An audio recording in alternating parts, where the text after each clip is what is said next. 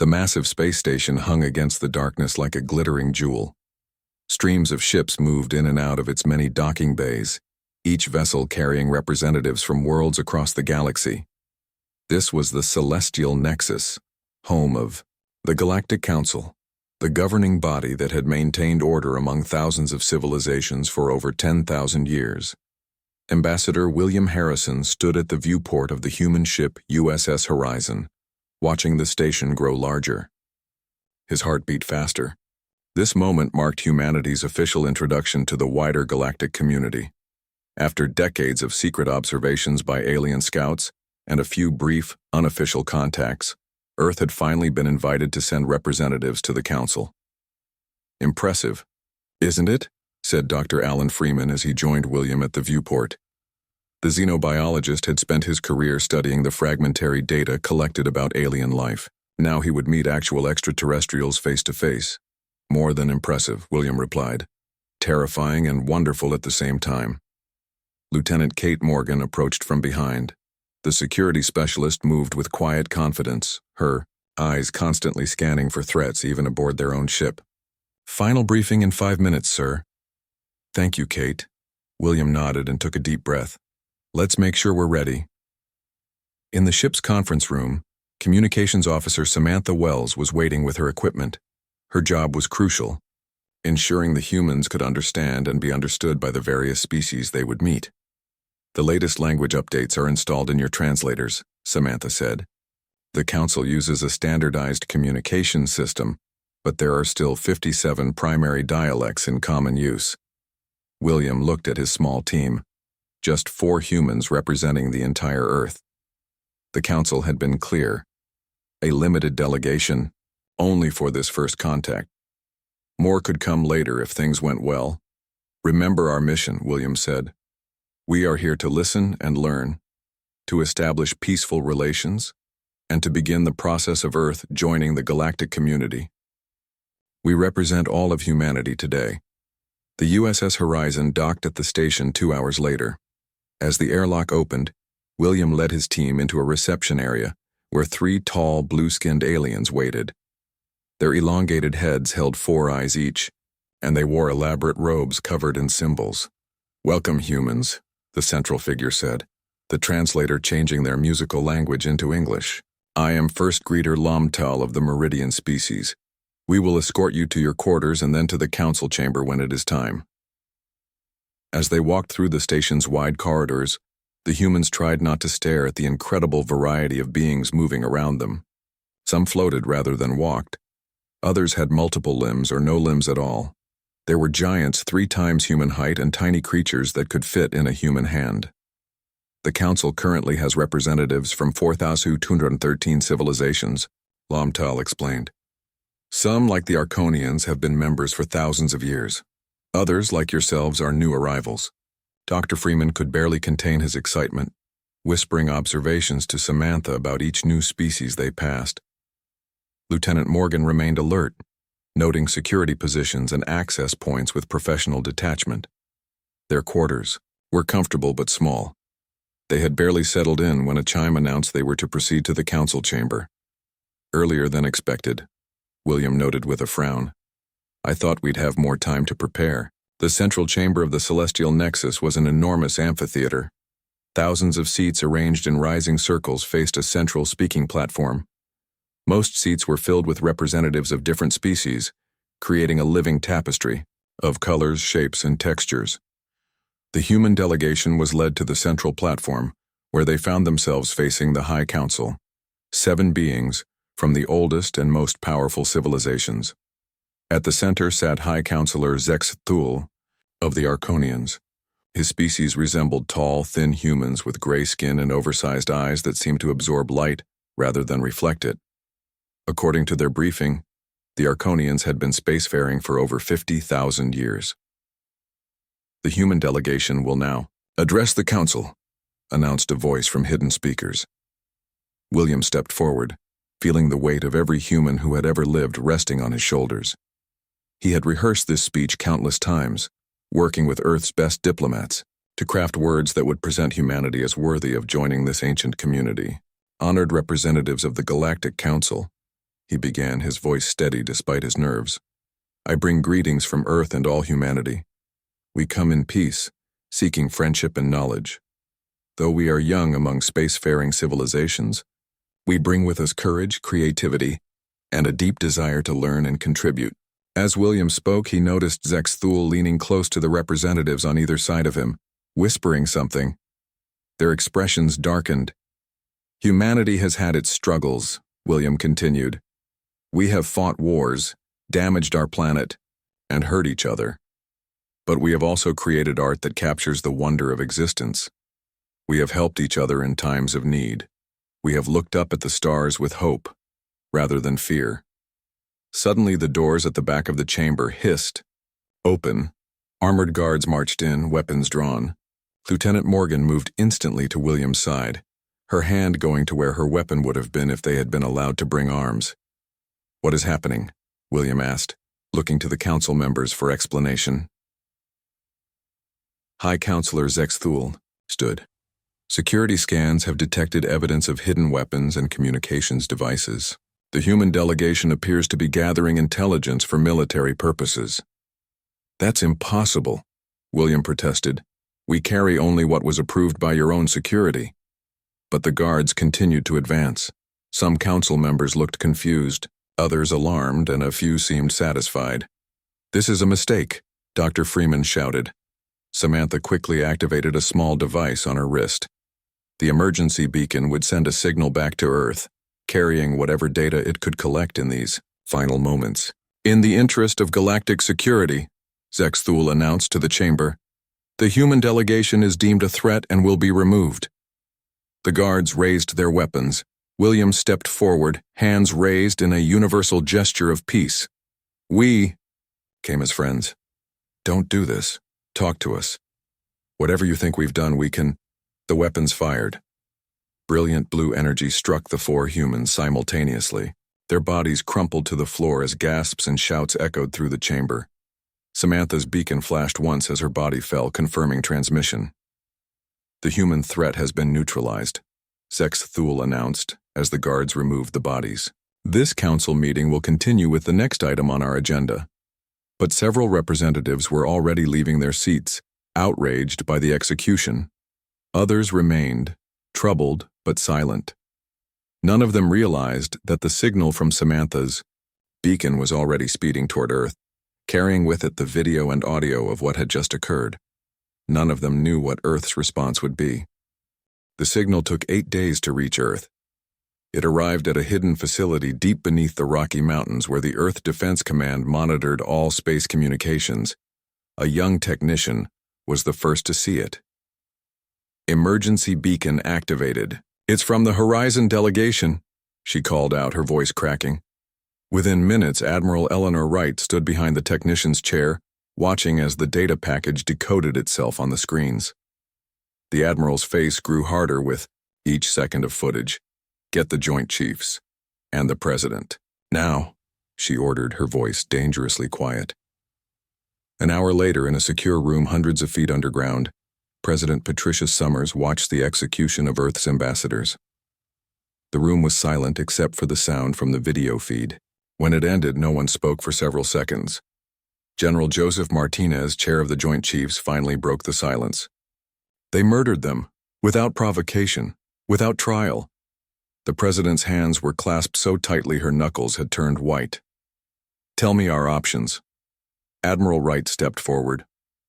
"Madam President, I recommend we activate the Annihilation Protocol." Several gasps echoed around the table. The Annihilation Protocol was not officially supposed to exist. It had been developed in secret by a small group who believed humanity might one day face an existential threat from beyond Earth. "That's a last resort option," said the Secretary of State.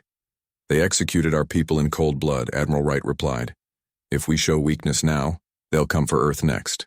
President Summers turned to a silent figure at the far end of the table. "Director Carter, your agency created the protocol. What does it involve exactly?" Vincent Carter stepped into the light. He was a thin man, with sad eyes, who rarely spoke in public. Few people knew he had lost his son in a failed early contact mission 15 years ago.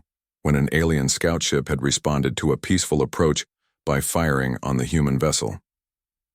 The Annihilation protocol has 3 phases, Director, Carter explained. Phase 1 is preparation. We go dark, cut all transmissions that could be detected from space. We activate our hidden defenses and begin full production of advanced weapons. What advanced weapons? Asked the Secretary of Defense. We don't have anything that could fight a galactic civilization. Director Carter's smile was cold. Yes, we do.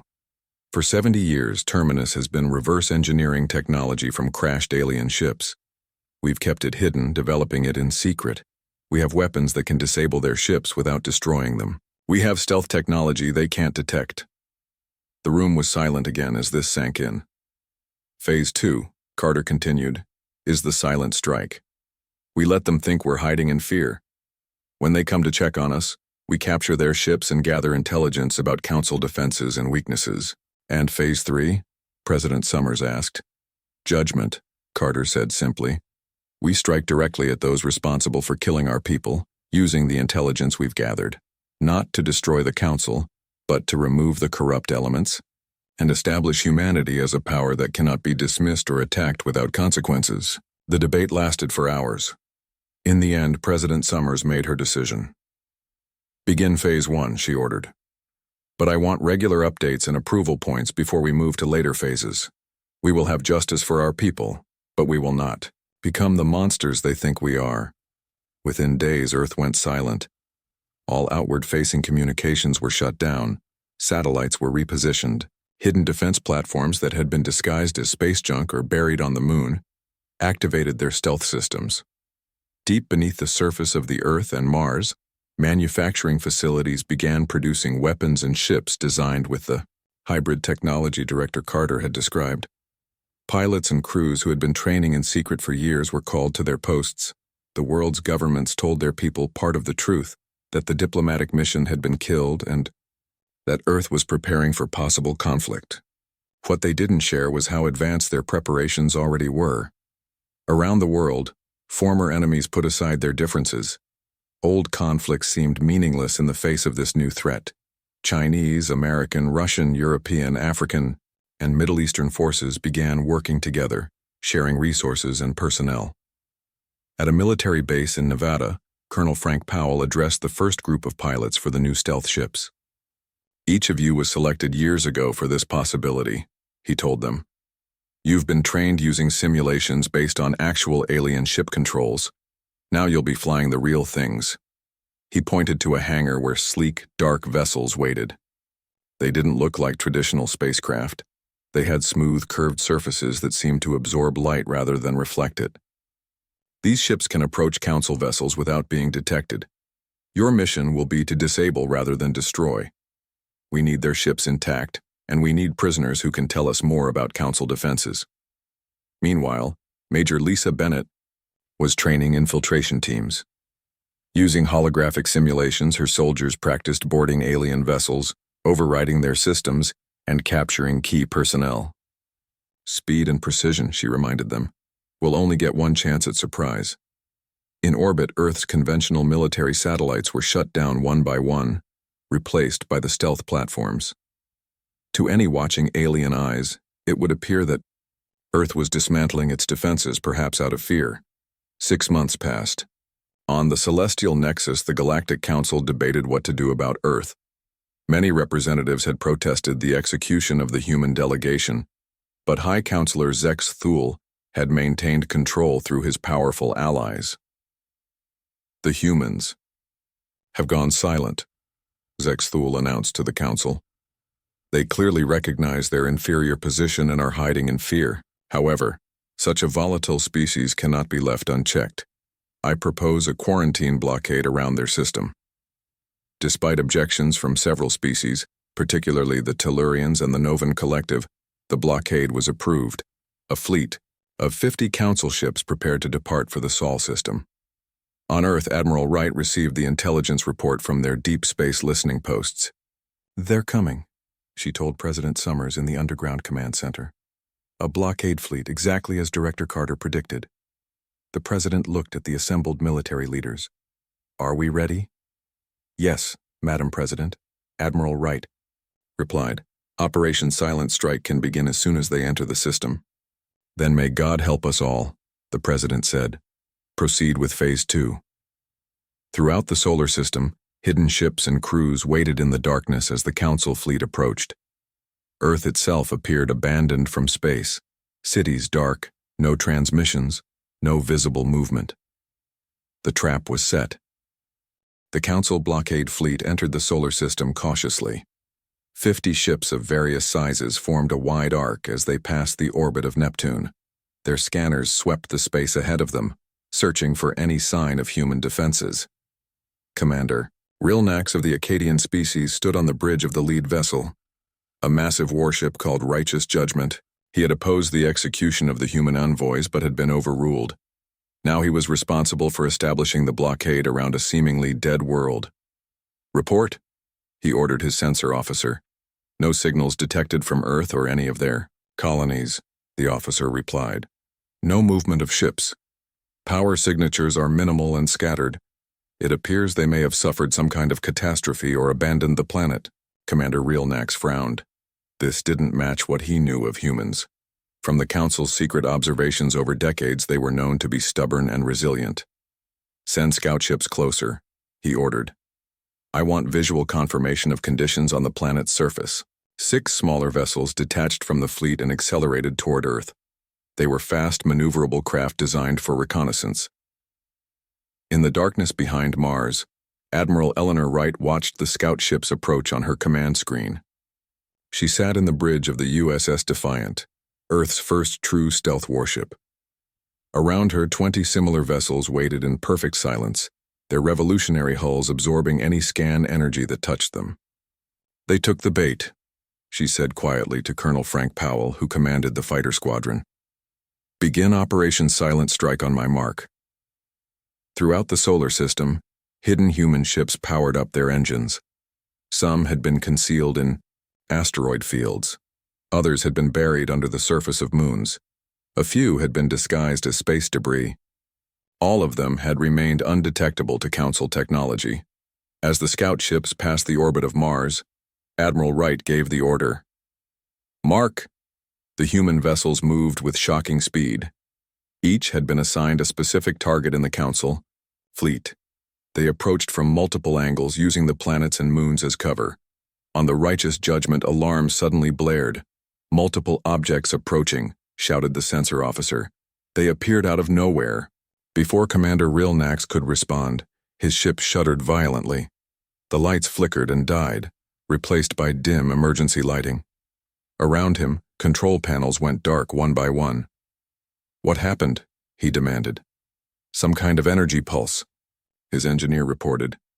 It disabled our main power systems without damaging the hull. Life support is on emergency power. Similar scenes played out across the Council fleet. The human ships fired precisely calibrated EMP weapons that targeted electrical systems while leaving life support intact. Within minutes, 48 of the 50 Council vessels were drifting powerless in space. Only the 6 scout ships remained operational, but they found themselves suddenly surrounded by human fighters that seemed to materialize from empty space. This is Colonel Frank Powell of Earth Defense Forces, came a transmission to the scout ships. Power down your engines and weapons or be destroyed. The scouts, seeing the condition of the main fleet, complied immediately. On the Righteous Judgment, Commander Rilnax heard the sound of the airlock cycling. Humanoid figures in sleek armor entered the bridge, their weapons trained on the Council crew. Major Lisa Bennett removed her helmet, revealing her face to the aliens. This vessel is now under Earth control. Cooperate and no one will be harmed. Her infiltration teams worked quickly, securing the ship's command centers and downloading data from its computers. Similar teams boarded the other disabled vessels following the same procedure. In the Earth Defense Command Center, President Summers watched the operation unfold on the main screen. Not a single casualty on either side, she noted with satisfaction. Phase 2 is proceeding perfectly, Director Carter agreed. The infiltration teams are already extracting valuable intelligence from the Council ship's databases. Major Bennett's team discovered something unexpected in the Righteous Judgment's secure communication logs, evidence that High Counselor Zex Thule had deliberately falsified evidence to justify killing the human delegation. This goes against the Council's own laws, she told Admiral Wright via secure channel. Many Council representatives opposed the execution. Zex Thule had to force it through with his faction. Admiral Wright brought this information to President Summers immediately. This changes things. The Council itself didn't unanimously agree to murder our people. It was a corrupt faction led by Zex Thule. The President considered this new information carefully. This could be useful for Phase 3. Instead of facing a united council, we might find allies among those who opposed the execution. After extracting all useful data from the Council ships, the human forces made their final move. They restored minimal power to one vessel, the Righteous Judgment, and gathered the commanding officers from all the other ships on board. Admiral Wright personally addressed the assembled alien commanders, with Major Bennett's team providing security. "You came to our system intending to blockade us," she told them. "You believed we were primitive and frightened. Now you know differently." She activated a screen showing footage from Ambassador Harrison's execution. "Your leaders murdered our peaceful envoys in violation of your own laws. We have the evidence." The alien commanders watched in silence, many seeing the unedited footage for the first time. "We could have destroyed your entire fleet," Admiral Wright continued. "Instead, we chose restraint. We will return you to Council space with a message. Earth is not your enemy unless you make us so. We seek justice for our murdered envoys, not revenge against all Council species." The infiltration teams had planted devices on each Council ship that would restore full power once they reached a safe distance from Earth. They also left behind one more item, a data package containing proof of Zex Thule's crimes, addressed to those Council representatives who had opposed the execution. As the Council ships were towed to the edge of the solar system, Colonel Powell approached Admiral Wright on the Defiance bridge. "Do you think they'll come back with a larger force?" he asked. "Some will want to," she replied. "But the evidence we sent with them will cause division, and division buys us time for Phase 3. Back on Earth, President Summers addressed the world's leaders in a secure broadcast. "Phase 2 has succeeded beyond our expectations," she announced. "We have demonstrated our capabilities without unnecessary bloodshed. We have gained valuable intelligence about Council technology and politics. Most importantly, we have learned that not all Council species supported the attack on our envoys." She paused, her expression resolute. "Now we prepare for Phase 3. Judgment. We will build new alliances within the Council. We will strengthen our defenses, and we will bring those directly responsible for murdering our people to justice." Around the solar system, human ships resumed their hidden positions. On Earth, factories continued producing advanced weapons and defenses. The planet remained dark to outside observers, giving no hint of the activity beneath its surface. The Council ships, power restored, limped back toward the celestial nexus, carrying with them news that would shake the galactic order to its core. The crippled Council ships arrived at the celestial nexus 3 weeks after leaving Earth's solar system. Their unexpected return caused immediate chaos. Emergency crews rushed to assist the damaged vessels while security forces secured the docking bays.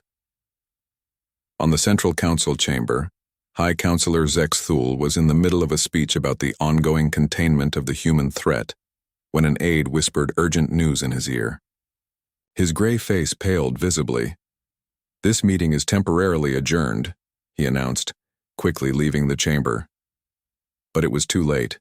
Commander Rilnax had already transmitted the data package from the humans to several key Council representatives. Within hours, copies had spread throughout the station. Lomvel, ambassador of the Tellurians, called for an emergency session of the full Council. The chamber was packed as representatives from every species gathered to hear what had happened. "Commander." Rilnax stood before them, still wearing his damaged uniform. "The humans were not cowering in fear as we were told. They were preparing. They disabled our entire fleet without killing a single crew member, when they could have destroyed us all." Murmurs spread through the chamber as he continued. More importantly, they discovered evidence that the execution of their envoys violated Council law. High Counselor Zexthul falsified security reports to justify their murders. He activated a display showing the evidence the humans had extracted from the Righteous Judgment's computers. Messages between Zexthul and his allies revealed their plan to eliminate the human delegation before they could establish relations with other council species. The humans showed restraint, Rilnax concluded. They seek justice, not revenge. Ambassador Lomvel of the Tellurians stood. My species opposed the execution of the human envoys. We demand High Counselor Zexthul answer these charges immediately. The Raoi, representatives of the Novan Collective, a group of species known for their commitment to council law, joined the call. If these accusations are true, this is the most serious violation of our founding principles in 10,000 years. When Zexthul finally appeared, he was surrounded by guards from his own species. These claims are human deceptions, he insisted. Their attack on our fleet proves they are the threat we always believed them to be. Then explain these communications, demanded Lomvel, displaying the incriminating messages again. Forgeries, Zexthul claimed. The humans have clearly mastered our technology enough to create false evidence. The debate raged for days. The council began to split into factions. Some species, particularly ancient allies of the Arconians, supported Zexthul. Others, led by the Tellurians and the Novan Collective, called for his removal and a new approach to Earth. As the division deepened, several species took a bold step. Representatives from 27 civilizations, including some of the most technologically advanced in the Council, announced they were establishing direct diplomatic channels with Earth. The humans have demonstrated both remarkable capability and unusual restraint, Ambassador Lomvel announced. We choose dialogue over conflict. Zexthul was furious. Any species that communicates with Earth will be considered enemies of the Council. You are not the Council, replied the Novan representative calmly. You are one voice among many, and your authority exists only by our consent. That consent is now in question. The division quickly spread beyond the council chamber. Trade agreements between opposing factions were suspended. Military vessels from both sides began taking positions near strategic locations. The unified galactic order that had stood for thousands of years was crumbling in weeks. On Earth, President Summers received regular updates on the developing situation. It's working even better than we hoped, she told her advisors. The council is fracturing along moral lines, and those who value justice are reaching out to us. Admiral Wright nodded. The Tellurians have already shared detailed information about Council military capabilities. They're suggesting a formal alliance. Director Carter looked thoughtful. This changes our approach to Phase 3. Instead of a direct strike against the Council, we can work with our new allies to isolate Zexthul and his supporters. Dr. Olivia Chen, the lead scientist of Project Aegis, joined the meeting. She was a brilliant physicist who had been studying alien technology. For decades, we've made a breakthrough integrating Tellurian shield technology with our own systems. The new defense network can now neutralize any known Council weapon. President Summers nodded in approval.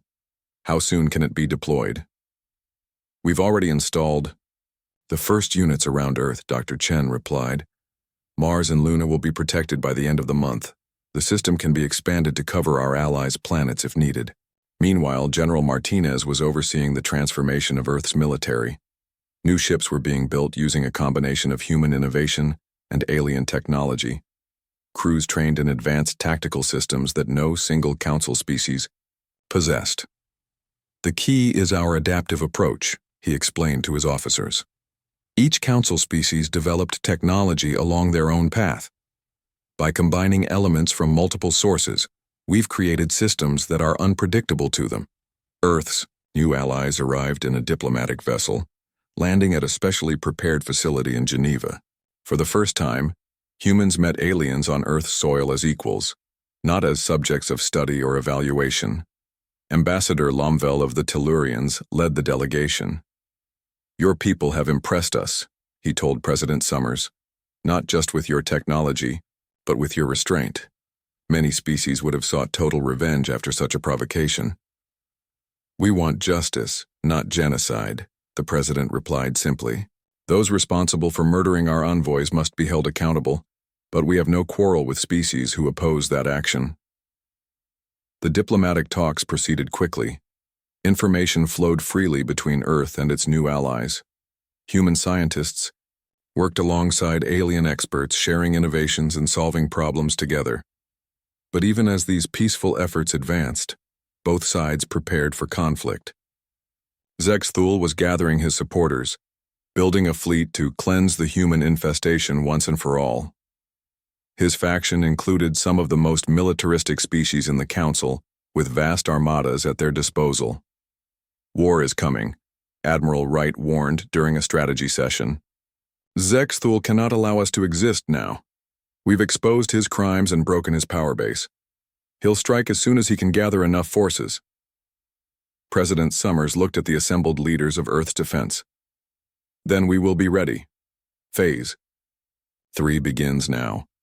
Operation Reckoning will target those directly responsible for murdering our envoys while minimizing damage to innocent species. The final preparations were made. Earth's stealth fleet was expanded with ships built using the new hybrid technologies. Special operations teams trained for precise strikes against specific targets. The Aegis Defense Network spread to protect key locations throughout the solar system. As Zexthul's warfleet gathered near the edge of Council space, humanity prepared to teach the galaxy a lesson about the consequences of underestimating Earth. Zexthul's warfleet moved through space like a massive storm cloud. 300 vessels of various sizes gathered from his most loyal allies formed the largest military force seen in Council space for 1,000 years. Their destination, Earth. The human vermin must be exterminated, Zexthul told his commanders from the bridge of his flagship, the Sovereign Might. Their technology has advanced too quickly. They are unpredictable and dangerous. What Zexthul didn't know was that his communications were being monitored. Earth's alliance with the Tellurians had given them access to Council transmission codes. Every word he spoke was heard by Admiral Wright aboard the USS Defiant. He's gathering his forces at the Centauri Gateway, she reported to President Summers. From there, they can reach Earth in 3 days. The War Council met in the Underground Command Center. Representatives from Earth's alien allies joined them via secure holographic links. Zexthul has committed all his forces to this attack, said Ambassador Lomvel. He has left the Celestial Nexus relatively undefended. This creates an opportunity. Director Carter nodded. This matches our intelligence. Most of the station's security forces are with the war fleet. This is the moment for Operation Reckoning. President Summers looked at Commander Natalie Parker, who had been selected to lead the mission. You understand your objectives? Commander Parker was a calm, focused woman who had specialized in high-risk extractions. Perfectly, Madam President. My team will infiltrate the Celestial Nexus, capture Zexthul and the other conspirators, and secure evidence for their trial under Council law. This must be a surgical operation, President Summers emphasized. Minimal casualties. We want justice, not revenge. As Zexthul's warfleet approached the Centauri Gateway, Earth launched its counterstrike. A small fleet of stealth vessels, commanded by Admiral Wright, took up positions to intercept the armada. They carried a new weapon developed by Dr. Chen, energy disruptors that could shut down ship systems without harming organic life. Meanwhile, Commander Parker's team boarded a modified Tellurian diplomatic vessel bound for the Celestial Nexus. Their ship was expected. It carried representatives for emergency council meetings about the growing crisis. The human operatives were hidden in secret compartments, undetectable by standard security scans. When the diplomatic vessel docked at the Nexus, the Tellurian representatives disembarked as expected. Security was minimal. Most forces had been sent with the warfleet. Hours later, when the station's activity cycle entered its quiet period, Commander Parker and her team emerged from hiding. Move out, she ordered quietly. Remember your targets and extraction points. The human operators moved through the station like shadows, using advanced stealth technology combined with station maps provided by their allies. Their primary target was Zexthul's private chamber, where he was expected to return after the fleet departed. At the same moment, Admiral Wright's fleet engaged Zex Thul's armada near the Centauri Gateway. The human vessels appeared suddenly, from behind moons and asteroids, firing their energy disruptors at key enemy ships. "What is happening?" Zex Thul demanded, as his fleet's communications began to fail. One by one, his largest vessels lost power and drifted helplessly in space. The human attack was precise and methodical.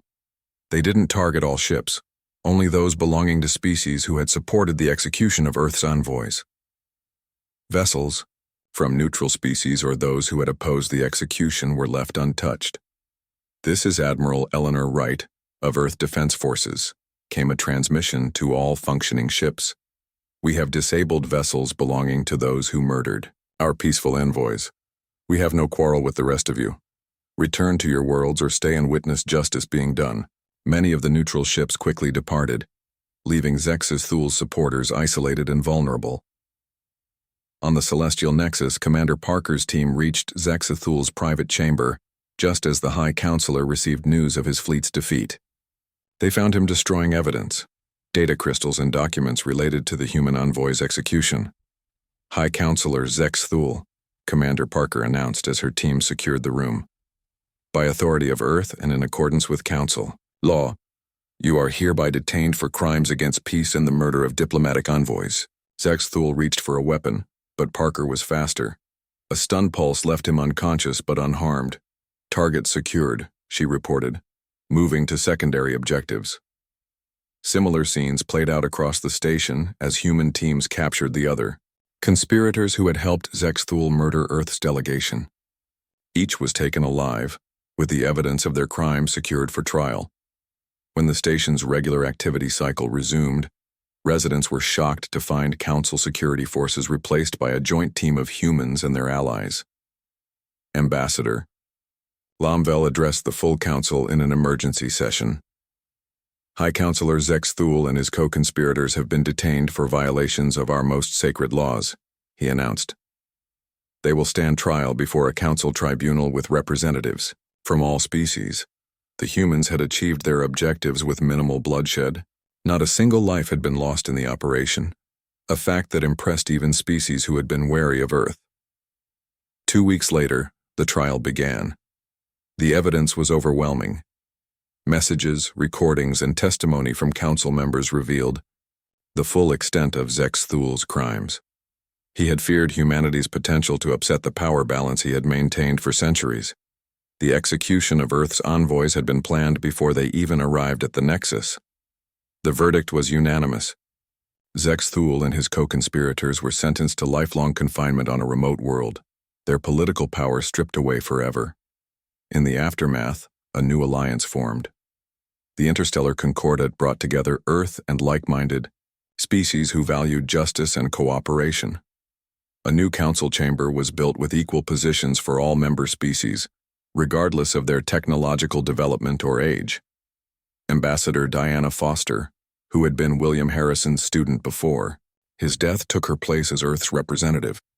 In her first address to the Concordat, she finished the speech her mentor had begun. "We come as equals, bringing our unique perspective to this galactic community," she said. "We have learned that justice does not require vengeance, and strength does not require cruelty." Today marks a new chapter in humanity's story, one we will write together with our new allies among the stars. On Earth, Admiral Wright and President Summers visited a memorial built for William Harrison and his team. Their names were engraved in stone, with a simple message beneath. They died seeking peace.